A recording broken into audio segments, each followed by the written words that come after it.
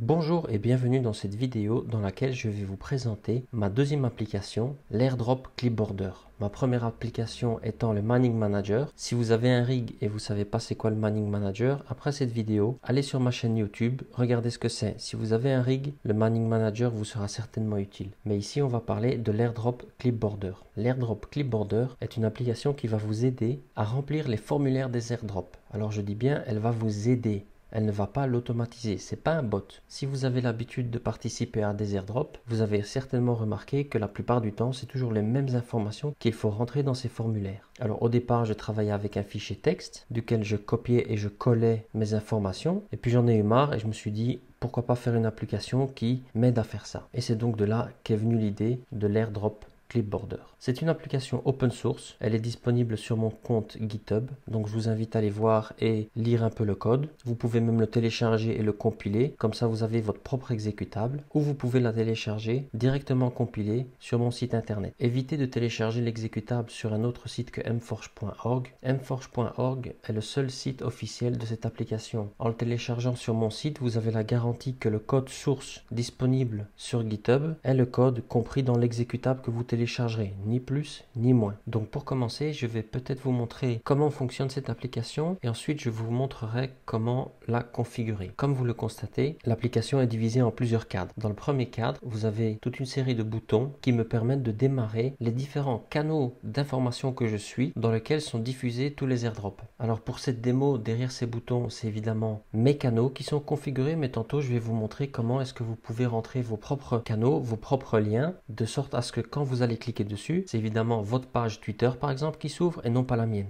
Donc par défaut, j'ai créé 10 boutons. Derrière chaque bouton, vous pourrez donc rentrer votre propre lien de votre propre réseau. Chaque bouton représente un canal. Et à la fin, j'ai ajouté 3 autres boutons derrière lesquels vous pourrez initialiser le lancement d'une autre application. Je vais vous montrer tout de suite de quoi je parle. Alors comment je fais des airdrops? Généralement, je mets l'application là. Alors une première particularité de l'application, c'est lorsque par exemple vous la placez quelque part sur votre bureau, lorsque vous la fermez et que vous la réouvrez, elle apparaît exactement à la même place. Ça équivaut aussi pour la taille. Si vous l'agrandissez ou que vous la rétrécissiez, si vous fermez, vous réouvrez, elle apparaît comme vous l'avez fermée.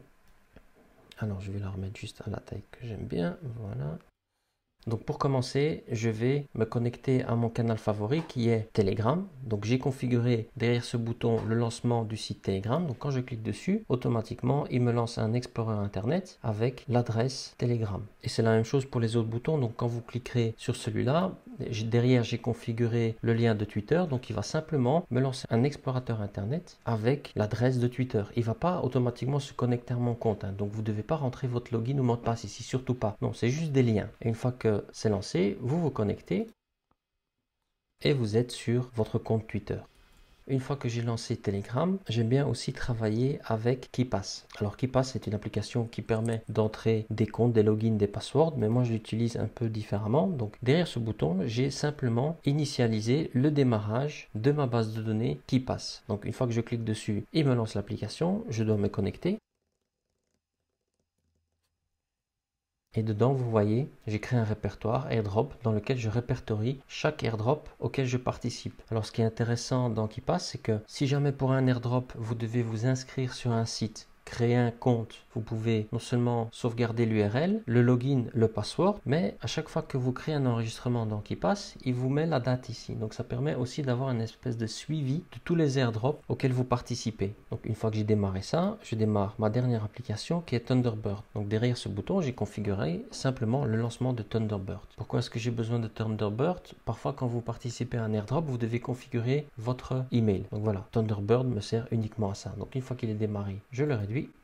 Et je reviens sur Telegram. Alors pour l'exemple, je vais essayer de choper un airdrop. Par exemple sur le Telegram de la baleine. La baleine est une communauté que j'aime bien, j'y participe beaucoup, surtout sur le Discord.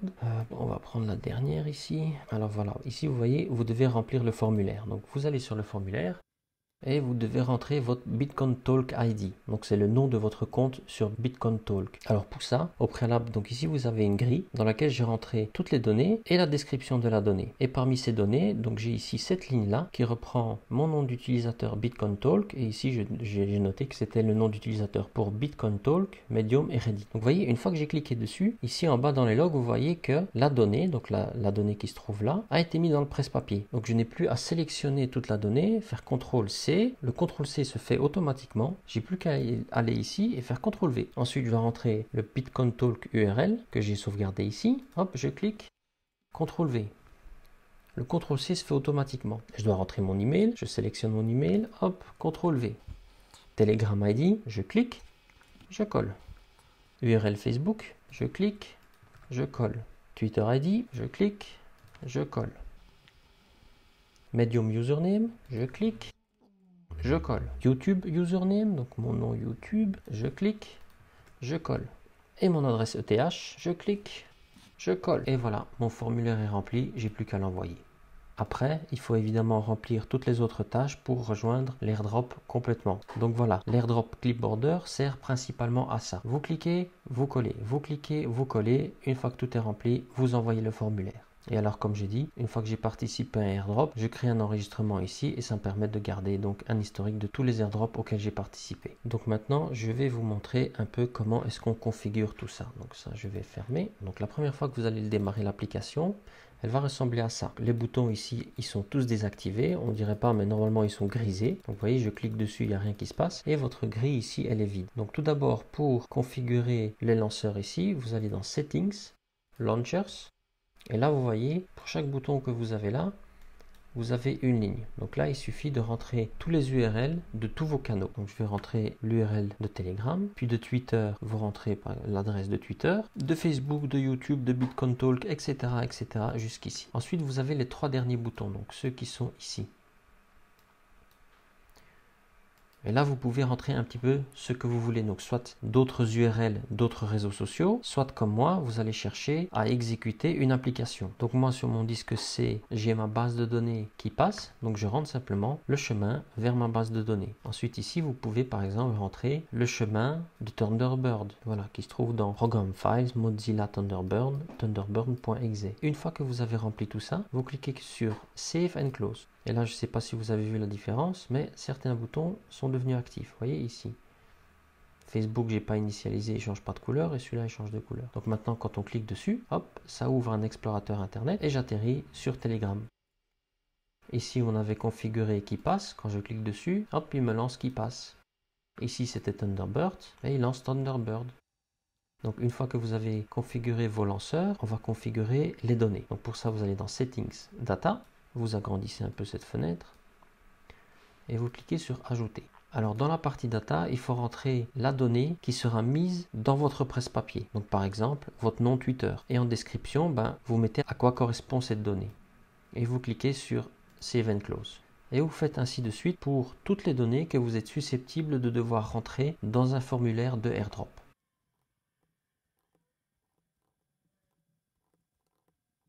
Voilà, j'ai rentré 2-3 informations bidons, peu importe. Donc quand vous avez tout rentré, vous cliquez sur Close et alors ces données vont apparaître ici. Alors si évidemment s'il y en a trop, vous pouvez agrandir votre fenêtre, voilà.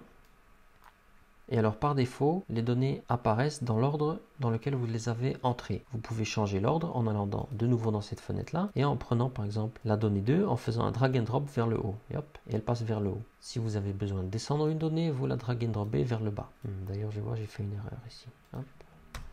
C'est 3. Donc voilà, vous pouvez un peu jouer comme vous voulez. Si vous voulez faire un séparateur, c'est très simple. Vous faites Add, Save et vous avez un séparateur que vous pouvez glisser entre deux données. Vous fermez. Là, il dit que l'ordre a changé. Est-ce que vous voulez sauvegarder? Vous dites oui et voilà. Et vos données sont affichées maintenant ici. Et donc maintenant, quand vous allez cliquer sur les lignes, la donnée, donc la data, la donnée de cette colonne-là, va aller dans votre presse-papier et vous pourrez la coller dans le formulaire de l'airdrop. Dans le cadre ici, vous retrouvez tous mes différents réseaux sociaux, donc vous pouvez toujours me contacter en passant soit par mon site internet, par ma chaîne YouTube, ma page Facebook, mon compte Twitter ou mon compte GitHub, sur lequel vous allez d'ailleurs trouver le code source de cette application. Et si vous voulez un peu me motiver pour développer de nouvelles fonctionnalités, n'hésitez pas à le faire, vous avez mes adresses ici. Donc n'hésitez pas, si vous avez des idées pour que je puisse améliorer cette application, pour que je puisse lui introduire de nouvelles fonctionnalités, n'hésitez pas à laisser ça en commentaire. Je vous promets pas que je le ferai tout de suite. Si la fonctionnalité est pertinente, tôt ou tard, je l'implémenterai certainement. Dernier petit détail, une fois que vous avez tout configuré, l'AirDrop Clipboarder sauvegarde toutes ces données dans un fichier XML juste à côté de l'exécutable. Donc si par mégarde, vous supprimez ce fichier XML, donc je vais fermer l'application. Si vous supprimez ce fichier et que vous démarrez l'AirDrop Clipboarder, vous aurez perdu toutes vos données. Donc faites attention à ça. Je crois que j'ai tout dit. J'espère que cette application vous sera utile. Merci d'avoir regardé cette vidéo et moi je vous dis à très bientôt dans d'autres projets. Ciao!